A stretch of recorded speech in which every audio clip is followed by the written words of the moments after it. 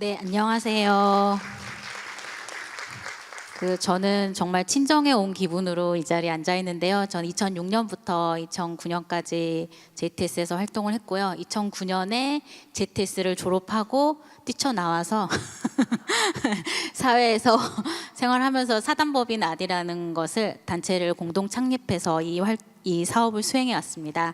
오늘 일부의 강연을 들으면서 사실 JTS의 일부 사업에 제가 사업 소개로 들어갔어야 되는 게 아닌가, 들으면서 너무 감동적이고 눈물이 좀 나왔거든요. 근데 제가 방글라데시에서 수행한 사업과 너무 비슷한 내용들이 많아서 제가 JTS에서 활동했던 시간 동안 정말 많은 걸 보고 배웠구나를 좀 느낄 수 있었습니다. 여러분 많이 졸리시죠? 들으시면서 JTS의 사업과 얼마나 닮아 있는지 한번 감상해 보시는 기회를 가지시면 좋겠습니다. 저는 오늘 분쟁과 재난 속에서 여성 교육이 만든 지속 가능한 변화 사례를 지금까지 좀 이제 이론적인 이야기와 좀 거대한 이야기들 중심으로 진행이 됐다면 이것은 아주 풀뿌리에서 어떻게 진행이 되었는지 조금 재미나게 들려드리고자 합니다. 중간에 퀴즈도 나오거든요. 좀 긴장하시고 들어주시기 바랍니다. 특히 이제 좀 수학 못하시는 분들은 좀 많이 긴장하셔야 돼요. 네, 들어가 보겠습니다. 잠깐 옛날 이야기를 좀 해보고자 합니다. 옛날 한옛날에 아주 호랑이가 담배 피던 시절에 미얀마 라카인주라고 하는 지역의 로힝야 사람들이 밭에서 농사짓고 바다에서 타이거 새우를 잡아서 내다 팔면서 살고 있었습니다.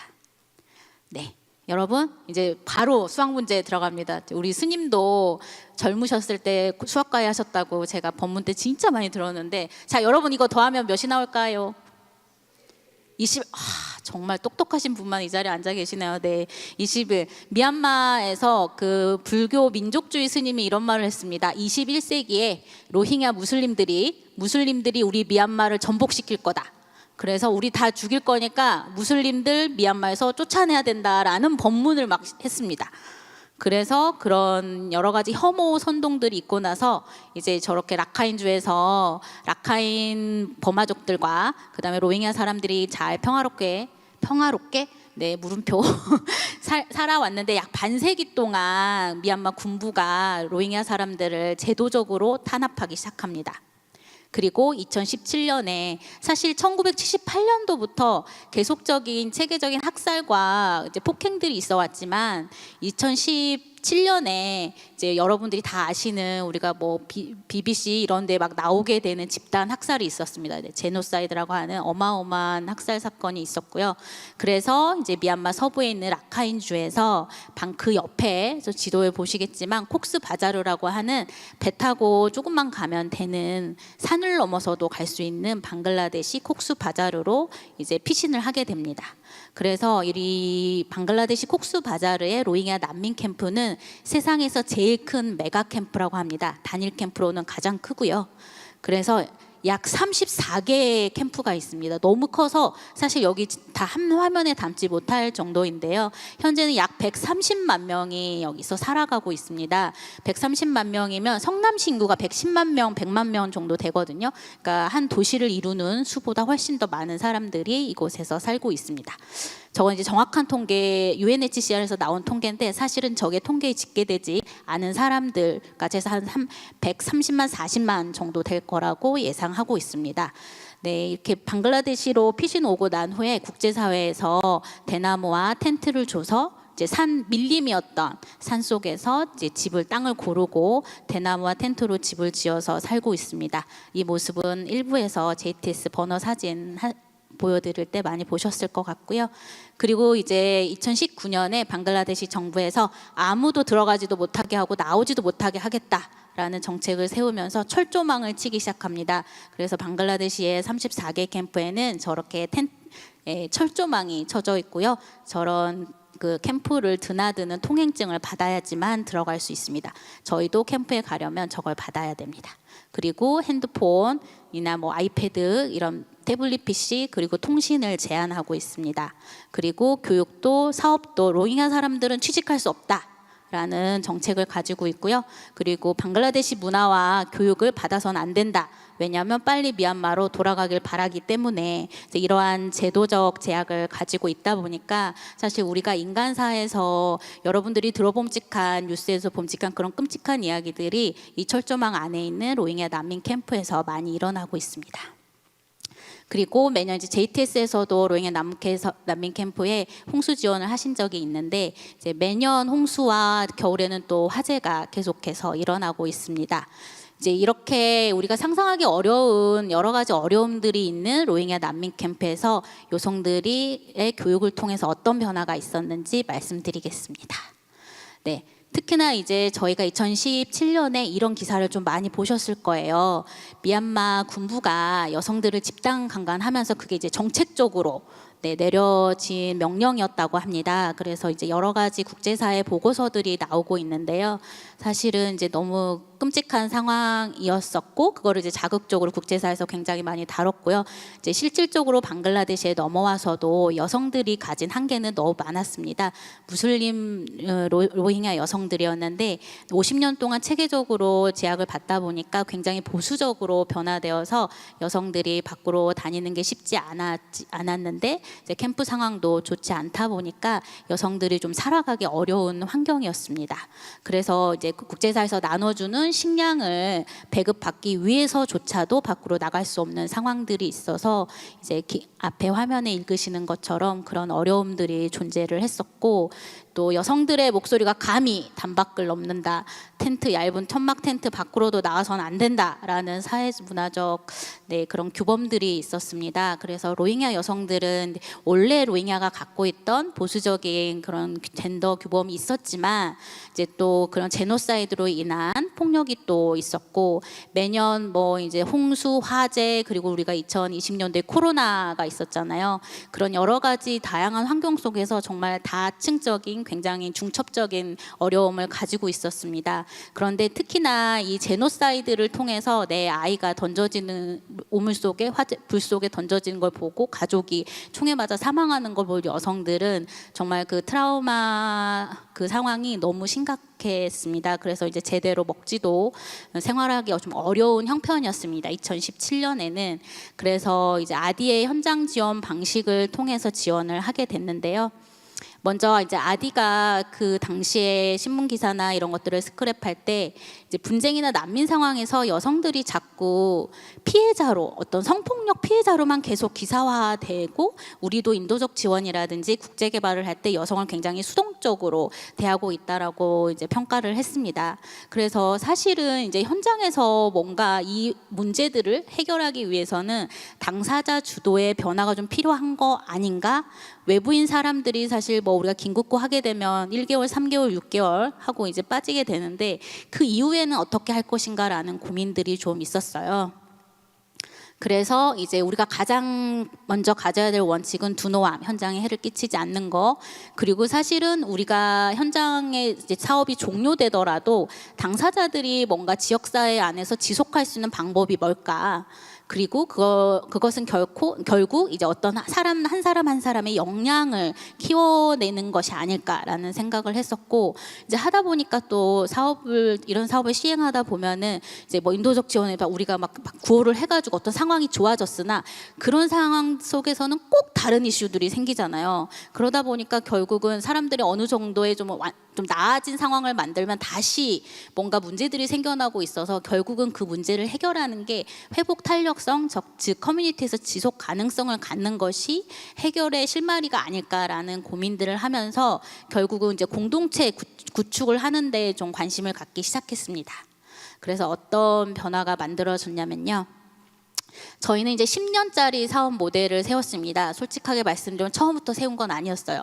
이 사업은 코이카의 지원 사업으로 수행이 됐는데 처음에 10년을 지원하겠다 이런 계획이 없었어서 1년 단위, 1년 단위, 2년 단위, 3년 단위 이런 식으로 사업을 이제 연장해 나가면서 이제 처음에 하다 보니까 당장 뭐 긴급고식으로 사업을 진행을 했었는데 장기적으로 이 이슈들이 계속 해결이 되지 않는다는 걸 발견하고 나서 계속 지속되고 장기화되는 이 문제를 위해서는 좀 지속 가능한 목표 또한 세워야겠다라고 JTS의 32년 세미나지만 고작 10년짜리 계획을 세워봤습니다. 네, 그래서 이 사업을 하기 위해서 현지 여성 단체 로스라고 하는 현지 여성 로힝야 여성들이로 모여진 단체와 함께 파트너십을 맺어서 사업을 수행을 했고요. 저기 초록빛 그 뭐 호수처럼 보이는 그 논 옆에 저희가 로힝야 난민 여성 센터를 세워서 사업을 했습니다. 이 사업은 7년 정도 2018년 제노사이드 이후부터 24년 작년 12월 31일까지 7년 동안 코이카의 인도적 지원 민관 협력 사업으로 수행이 됐습니다. 그래서 이제 저희 아디에서는 사업의 주요 어려움들을 이제 뭐 기획할 때 첫 번째로 여성들의 심리적 트라우마가 너무 심각했다. 그리고 이제 텐트 안에 갇혀져서 사회적 고립이 너무 심각했고, 그다음에 이제 먹고 살기가 너무 힘든 부분은 어디나 있는 문제였죠. 그래서 이 사업의 목적과 활동을 정할 때 일단 여성들의 트라우마를 치유해보자. 그리고 사회적으로 상호 지지망을 만들어서 여성들이 사회적 고립에서 벗어나게 하자. 그리고 먹고 살아야 되니까 이 부분을 위해서 보호 환경을 조성하고 자립 환경을 좀 만들어 보자는 게 이 사업의 목적이었습니다. 그런데 처음에 이제 로힝야 여성들의 트라우마를 치유하려고 하다 보니까 의도하지는 않았지만 심리 지원 전문가를 채용하려고 했는데 없는 거예요. 그런 사람들이 로힝야 여성의 트라우마를 이해할 수 있고 치유할 수 있는 분이 없었어요. 그래서 로힝야 여성들 스스로를 교육해보자. 그래서 로힝야 여성이 로힝야 여성을 치유할 수 있도록 교육 과정을 짰습니다. 그래서 약 7년에 걸친 단계별로, 그래서 저희가 한국에서도 심리 지원 전문가 자격증을 따기 위한 그런 단계처럼 이론 교육을 받고 실습을 하고, 그리고 이제 승급 과정을 거치게 하면서 7년간 로힝야 여성들을 교육했고요. 그리고 이제 뭐 비즈니스에서도 효과가 있지만 로힝야 여성 사업에서도 아주 효과가 있는 피라미드 조직 체계를 도입을 했습니다. 여러분, 피라미드로 사업을 하면 될 것 같더라고요. 처음에 저희가 이제 로힝야 여성 4명을 이제 모집을 했습니다. 왜냐하면 저희가 사업 자체가 크지 않았고 이제 가난한 NGO였기 때문에, 그리고 로힝야 여성들 자체가 그 상황에 이제 트라우마 상황이 굉장히 이제 많았던 상황 속에서 누가 교육을 받으려고 하겠습니까? 지금 너무나 괴로운데, 그래서 처음에는 이제 로힝야 4명만 훈련해보자. 그래서 훈련했고 친구 1명만 데리고 오세요. 그래서 8명을 데리고 왔어요. 그래서 8명을 교육해서 1명씩만 더 데리고 오십시오. 그래서 16명 됐죠. 16명이 1명씩 더 데리고 오면 몇 명입니까, 여러분?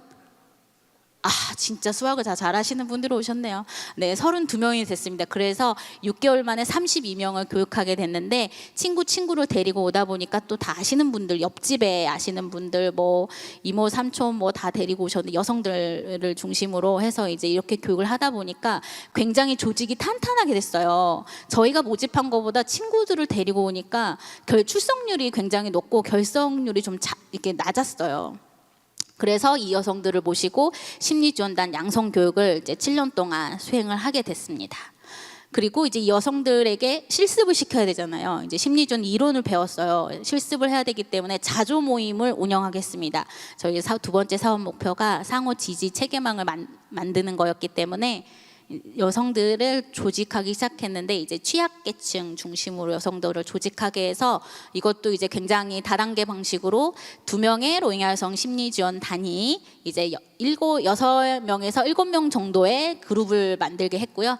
그래서 그 그룹을 이제 2명의 심리지원단 여성이 매주 방문해서 10주 동안 방문하게 하는 프로그램입니다.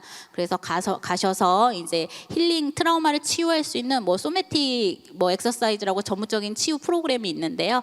그걸 하게 하고, 그리고 로힝야 여성들에게 인도적 지원과 관련된 올바른 정보, 사실 루머가 너무 많아서 좀 힘들었던 상황이어서 올바른 정보도 알려드리고 서로 이야기를 나누게 하고, 그리고 제일 중요한 이제 간식을 서로 먹을 게 있어야 마음이 넉넉해지니까 간식도 먹으면서 같이 하는 시간을 보내면서 이웃을 만드는 작업을 진행을 했습니다. 그렇게 해서 이웃이 3,000명이 모였어요. 여성 그룹이 700명이 넘게 조직이 됐고, 네. 그래서 여성들에게 다 이제 조별 이름 정하세요, 팀장 정하세요. 우리 학교 다닐 때 많이 해본 거예요. 똑같이 했는데 뭐 이제 주로 꽃 이름, 마을, 옛날에 미얀마에서 살았던 마을 이름 등으로 조직을 꾸리셨어요. 그리고 이제 가장 중요한 샨티카나라고 하는, 우리 힌디로도 샨티 많이 쓰시잖아요. 평화의 집이라는 로힝야 여성들이 정한 이름, 이곳에 오면 마음이 편해진다고 해서 샨티카나라는 거를 2018년부터 운영을 해서 지금도 운영을 하고 있고요. 이곳의 운영은 모두 저희가 훈련한 로힝야 여성 심리 지원단이 운영하고 있습니다.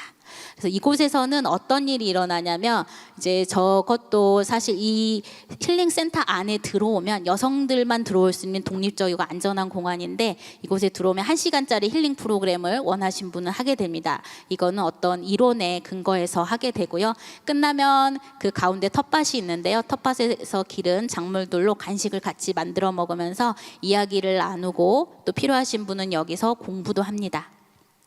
네, 그리고 이분들이 이제 비문의 여성들이었기 때문에 이분들이 이제 여성들이 로힝야 여성 심리지원단이 센터를 잘 운영할 수 있도록 음성과 그림으로 모두 매뉴얼을 만들어서 두었습니다. 그래서 저희가 사업을 종료하더라도 보실 수 있게 유튜브에 올려져 있고요.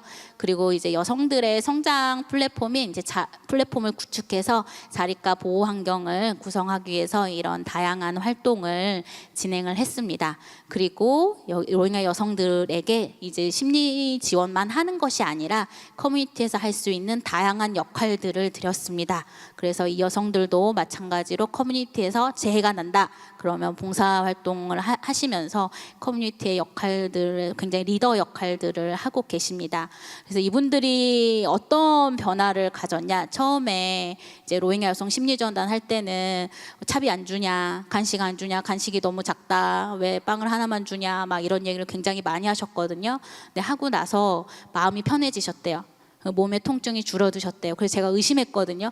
제가 도너니까 거짓말 하시는 거 아닌가 했는데, 진짜로 이제 저희가 가르치지 않아도 시어머니에게, 아이들에게 저희가 가르쳐준 그 트라우마 치유법을 사용하시더라고요. 그리고 이제 그 비문의 여성, 글을 학교를 다녀본 적이 없고 글을 못 읽었던 여성들이 이제 그냥 여성이었대. 본인은 예전에 미얀마에 있을 때 그냥 여자였대요. 근데 이곳에 와서 배우고 나서 자기가 치유자가 됐어요.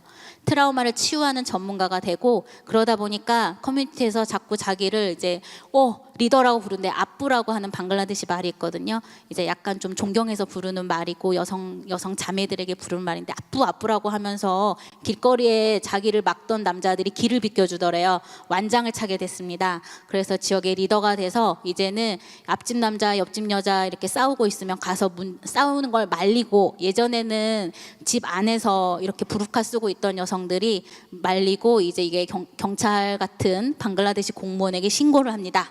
그리고 가정폭력 있으면 막 해결하고요. 그리고 이런 지역 리더로 나서게 됐습니다. 그래서 이제 이 여성들이 저희가 자조 모임을 약 700여 개 만들었는데요. 그 과정 중에서 막 수다도 떨고 맛있는 것도 먹고 이제 서로의 일상을 나누게 되면서 이분들이 이제 자기의 삶을 공유하고, 그래서 서로 보건소도 같이 가고 애도 맡기고 돈 없을 땐 쌀도 빌려오고 이러면서 관계를 만들어 가기 시작하면서 이웃과의 다툼이라든지 경계라든지 긴장감이 좀 사라졌습니다. 네.